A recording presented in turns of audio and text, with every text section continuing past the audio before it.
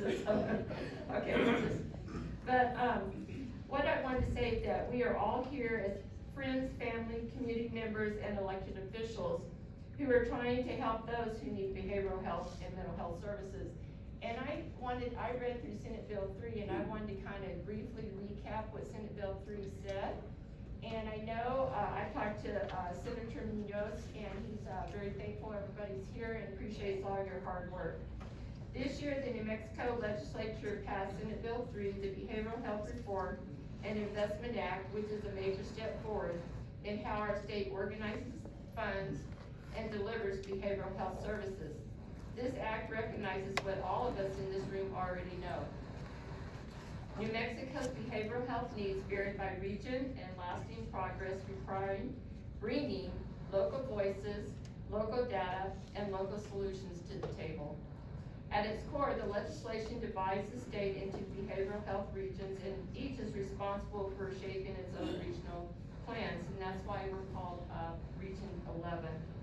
These plans will be built collaboratively by the stakeholders, which are counties, providers, courts, tribal partners, health agencies, universities, and community voices. Each region will identify up to 5 priorities per phase, map available resources, and establish measurable goals to improve care. And I think that's really key, is that we provide measurable goals. Importantly, Senate Bill 3 makes sequential intercept mapping a requirement for ensuring that we identify ways to divert individuals with mental illness or substance misuse away from the justice systems and into treatment.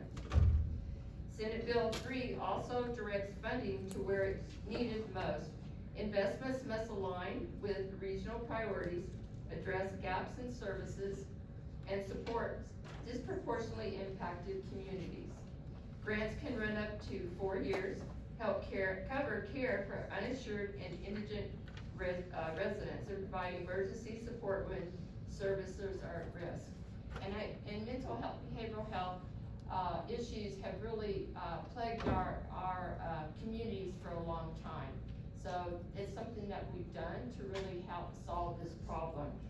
2 additional reforms will directly help providers and patients.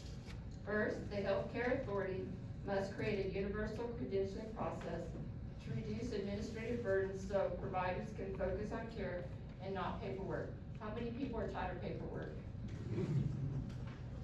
Second, managed care organizations are prohibited from capping the number of new behavioral health patients a patient may accept if they have the capacity to serve them, and that's key there. Senate Bill 3 was declared an emergency measure because the need is urgent and because the state recognizes that behavioral health is foundational to public health, safety, and economic stability. I think we all know that in our communities. In short, this act creates a regional, data-driven, collaborative system designed to strengthen care across New Mexico. It gives counties and communities a real seat at the table, ensures accountability, and invests in solutions tailored to local needs. When all regions and all partners pull together, New Mexico can finally build the behavioral health system our residents deserve. Thank you for being here, and let's get to work, and also go Lobos.